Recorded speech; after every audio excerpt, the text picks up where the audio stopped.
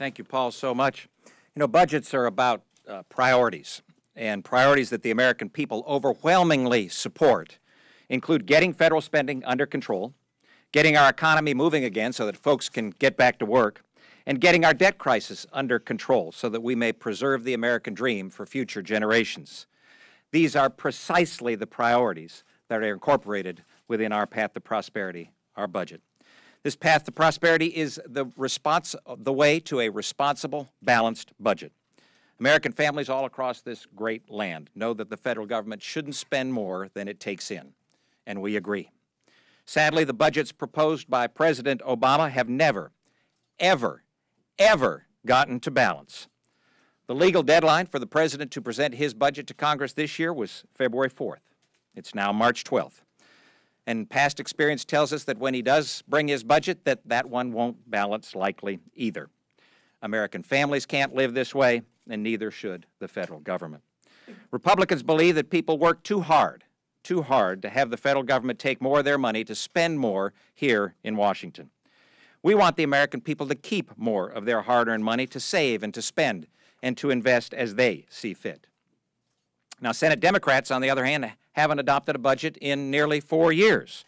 They'll do one this year because of the No Budget, No Pay Act that was passed in the House earlier this year. Will they continue to say that we need more taxes to chase ever-increasing spending? The truth is that they can't ever tax the American people enough to pay for their skyrocketed levels of spending that they want. Now, we look forward to seeing their budget. The next test will be whether or not they can pass the budget that they introduce. Will enough Senate Democrats be willing to endorse a plan that taxes more so that Washington can spend more? That Washington way simply isn't working. The American people are sick and tired of political games being played with our economy, where special interests and backroom deals seem to dominate policymaking. Our plan, the House Republican budget, finally puts a stop to that, so Washington uses hard-earned tax dollars in an accountable and an effective way.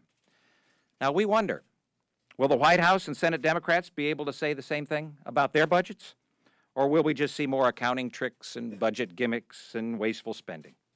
This path to prosperity, this budget here, will create a healthier economy where job creators are hiring, job seekers are finally finding more jobs, more work, and more American families and entrepreneurs are realizing their dreams. This path to prosperity ensures that we are honoring the commitments that Americans' most important priorities. Our budget saves and strengthens Medicare, protects our national security, cares for the poor and sick by repairing America's safety net programs, and expands economic opportunity for every single American.